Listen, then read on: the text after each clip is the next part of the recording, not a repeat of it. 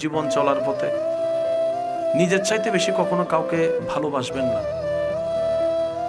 কাউকে এমন ভাবে গুরুত্ব দিবেন না যে ও গুরুত্ব না দিলে আপনার কষ্ট লাগবে, ওকে না পেলে আপনি মারা যাবেন। দুনিয়ার একটা নিয়ম কি জানেন? আপনি যেটাকে বেশি লাই দিবেন সেই আপনাকে বেশি কষ্ট দিবে।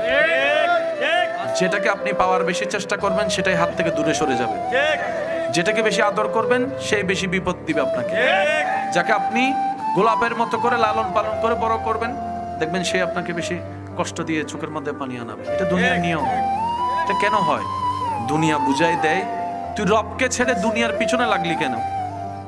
তোকে তো রব বানালো, তুই রবের দিকে না যাবি, তুই সৃষ্টির দিকে কেন গেলি? তুই যে ভালোবাসা খুঁজছিস সেটা রবের কাছে ছাড়া নেই কোথাও সৃষ্টিতে। বান্দার জন্য রবের ভালোবাসা, উম্মতের জন্য নবীর ভালোবাসা। সুবহানাল্লাহ। সেজন্য যতদিন বাঁচবেন দুনিয়াতে শুধু গাটা লাগাই চলবেন, দুনিয়াকে নিজের মধ্যে নিয়েন না। কারণ আপনি কান্না করলেও হায়াত চলে যাবে, হাসলেও হায়াত চলে যাবে। তো কান্না করে সময় নষ্ট করার কোনো দরকার